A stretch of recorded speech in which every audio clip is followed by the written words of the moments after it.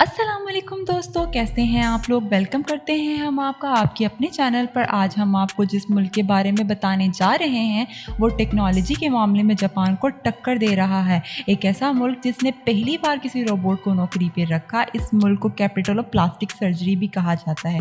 ये एक छोटा सा मुल्क है लेकिन जीडीपी के मामले में दिन ब दिन तरक्की कर रहा है। इस मुल्क को दुनिया का सेंटा क्लॉज भी कहा जाता है। जी हाँ दोस्तों, आज हम बात करने जा रहे हैं एशिया के सबसे डेवलप्ड कंट्री साउथ कोरिया की। तो फिर देर किस बात की, चलिए निकलते हैं साउथ कोरिया के इस शानदार सफर पर। सबसे पहले आपको बताते चलें कि साउथ कोरिया का official name Republic of Korea है। मुल्क की कुल आबादी 5 करोड़ के आसपास है और कुल आबादी का 82% लोग शहर में रहते हैं, जबकि सिर्फ 18% लोग ही गांव में रहते हैं। मुल्क के 3 तरफ समुंदर है। इस मुल्क का कैपिटल सियोल है, जिसे मुल्क का टेक्नोलॉजी कैपिटल सिटी कहा जाता है।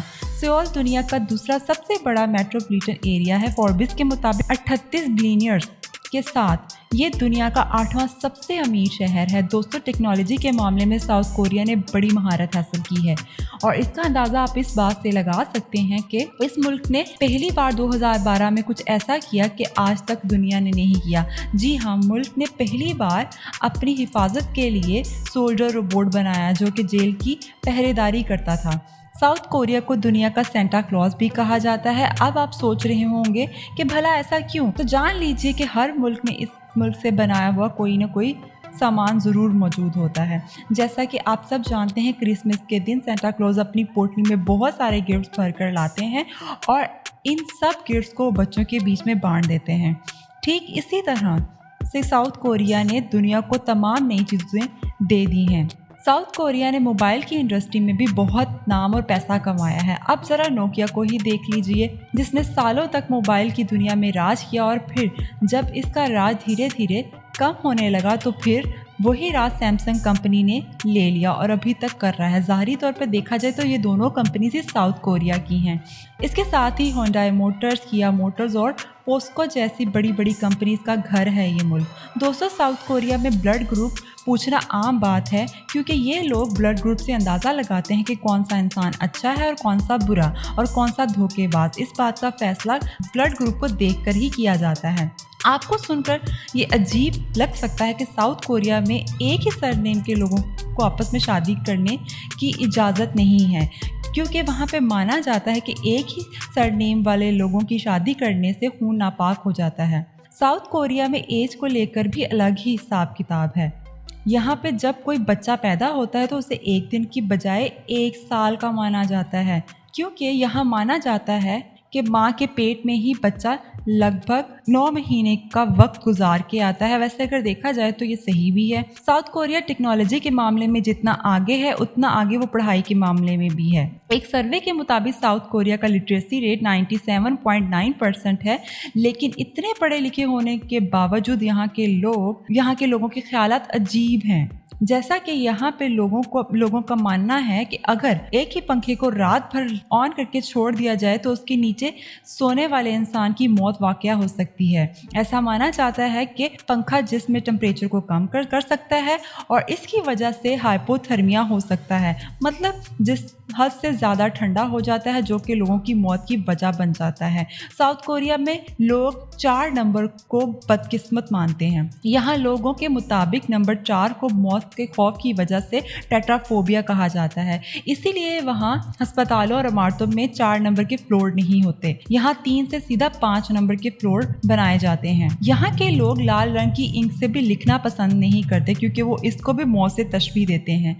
साउथ कोरिया के लोगों का यहाँ ये भी मानना है कि अगर आप सपने में सूअर को देखते हैं तो इसका मतलब है कि आपको बहुत जल्द अच्छी खबर मिलने वाली है। यहाँ सूअर का सपना देखने पर खुशियाँ मनाई जाती हैं। एक और मज़ेदार बात बताते हैं आपको कि इस मुल्क में अगर कोई गलती से शूज़ किसी को गिफ्ट कर देता है तो इस चीज़ को बहुत ही बुरा माना जाता है और वहीं नॉर्थ कोरिया में यही चीज़ को अच्छा माना जाता है। दोस्तों, पाकिस्तान और हिंदुस्तान की तरह साउथ कोरिया और नॉर्थ कोरिया भी कभी एक ही मुल्क हुआ करते थे, लेकिन हमारी तरह वो भी आज अलग अलग हो चुके हैं। जहां एक तरफ नॉर्थ कोरिया की जीडीपी नीचे गिरती चली जा रही है, वहीं साउथ कोरिया ने बुलंदियों को छू लिया है। जहां नॉर्थ कोरिया दुनिया के सबसे सबसे खूनख्वार मुल्कों में आता है, वहीं पे साउथ कोरिया दुनिया के सबसे पुरसुकून और महफूज ममालिक में आता है।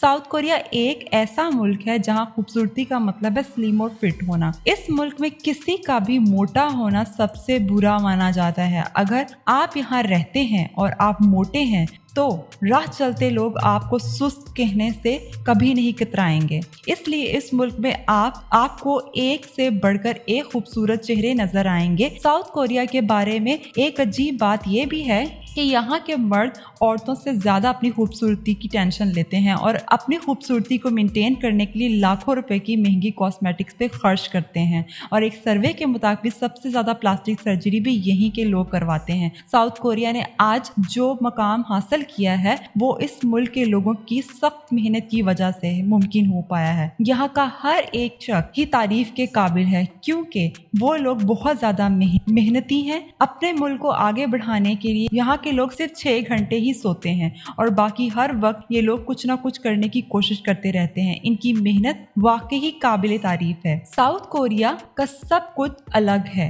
यहाँ तक कि सजा देने का तरीका भी बहुत अलग है। यहाँ पे मुल्जिम को जुर्म की सजा देनी हो तो इससे वही जुर्म दोबारा करवाया जाता है। मसलन अगर किसी ने कत्ल किया है तो पुलिस उसे हथकड़ी पहनाकर उसी जगह पे ले जाती है जहाँ वारदात हुई और उसे फिर से वही पूरा जुर्म कराती है ताकि उसे शर्मिंदगी महसूस हो। और वहाँ पे मीडिया को भी बुलाया जाता है जो कि इनकी तस्वीरें बनाते हैं। साउथ कोरिया के लोग जो भी काम करते हैं उससे बढ़ा चढ़ा कर करते हैं। यहाँ पे शराब पीने के मामले में भी ऐसा ही कुछ है। साउथ कोरिया का हर इंसान जर्मनी, यूएसए, आयरलैंड, कनाडा और ऑस्ट्रेलिया के मुकाबले में सबसे ज्यादा शराब पीता है।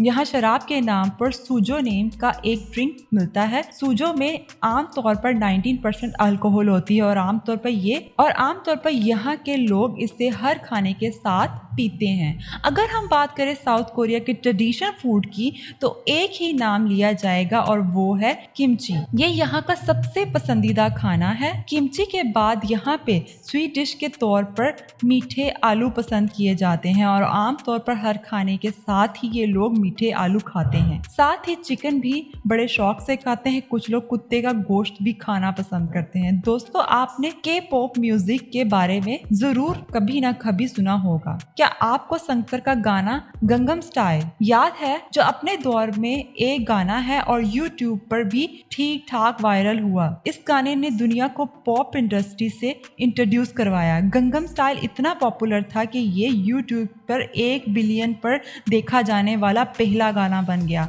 दोस्तों, जैसे कि सभी मुल्कों में वैलेंटाइन डे 14 फरवरी को प्यार का दिन के तौर पर मनाया जाता है, वैसे ही साउथ कोरिया में ठीक 1 महीने बाद मतलब 14 मार्च को व्हाइट डे मनाया जाता है, जहाँ पे लड़कियों को मिठाई यानी कि स्वीट दी जाती है और वहीं पे वैलेंटाइन डे यानी कि 14 फरवरी को लड़कों को चॉकलेट दी जाती है। आपको तो पता ही है कि दुनिया भर में ज्यादातर लोगों के लिए क्रिसमस अपने घर लौटने और फैमिली के साथ वक्त गुजारने का मौका होता है। दूसरी तरफ आमतौर पर एक पब, क्लब या हाउस पार्टी में दोस्तों के साथ वक्त गुजारा जाता है और चारों तरफ पार्टी का माहौल होता है। बहुत सारे लोग इस वक्त में घूमना फिरना पसंद करते हैं, लेकिन साउथ कोरिया में इस मामले में अलग ही सीन है। कोरियंस क्रिसमस का डे अपने स्पेशल वन के साथ गुजारना पसंद करते हैं, जबकि न्यू ईयर अपनी फैमिली के साथ। दोस्तों, साउथ कोरिया के 64% हिस्से पर जंगलात हैं, तभी तो इसे फॉरेस्ट लैंड भी कहा जाता है। कैपिटल सिटी सियोल भी 8 अलग अलग पहाड़ों से घिरी हुई है। हमने पहले भी आपको बताया कि सियोल एक बहुत बड़ा शहर है और यहाँ सिर्फ साउथ कोरिया का ही शहर नहीं बल्कि दुनिया का तीसरा सबसे बड़ा शहर है। इस शहर के बीचों बीच मुल्क का पॉपुलर रिवर है और रिवर साइड पर अनगिनत रेस्टोरेंट्स, बार्स और कई सारी दुकानें हैं। सियोल को अगर शॉपिंग डेस्टिनेशन भी कहा जाए तो ये भी गलत नहीं होगा। साउथ कोरिया में दरअसल सबके लिए कुछ ना कुछ है। इस बात में कोई शक नहीं कि सियोल खरीदारी और लजीज पकवान से भरा हुआ एक शानदार शहर है। अगर आप साउथ कोरिया का सफ़र करते हैं तो सी साइड पर ज़रूर घूमें और साथ ही पहाड़ों के ऊपर का खूबसूरत व्यू भी ज़रूर देखें। शहर में घूमने और कोरियन कल्चर को एक्सप्लोर करना आपके लिए एक अच्छा एडवेंचर रहेगा। फिर भी आप जब तक यहाँ के गांव की सैर नहीं करेंगे तो आपका साउथ कोरिया का सफर अधूरा ही रहेगा। इसलिए अगर आप साउथ कोरिया जाएं तो वहाँ के गांव जरूर घूमिएगा। दोस्तों, अगर आप साउथ कोरिया घूमने की सोच रहे हैं तो कुछ इन्फॉर्मेशन हम आपको देते चलें कि आपको यहाँ आने के लिए वीजे की जरूरत होगी और आपके पास अगर सारी डॉक्यूमेंट्स मौजूद हैं तो आपको वीजा 5 से 8 दिन के अंदर ही मिल जाएगा। साउथ कोरिया की करेंसी साउथ कोरियन वॉन है जो कि 0.16 पाकिस्तानी रुपीस के बराबर है। तो दोस्तों, ये था खूबसूरत शहर साउथ कोरिया। कैसा लगा हमें बताइएगा कमेंट सेक्शन में कमेंट करके। उम्मीद है कि आपको हमारा ये एपिसोड जरूर पसंद आया होगा। वीडियो को लाइक कीजिए और अपने दोस्तों के साथ जरूर शेयर कीजिएगा। चैनल को सब्सक्राइब कीजिए और वीडियो को एंड तक देखने के लिए आपका बहुत बहुत शुक्रिया। फिर मुलाकात होगी एक नई वीडियो के साथ। अल्लाह हाफिज।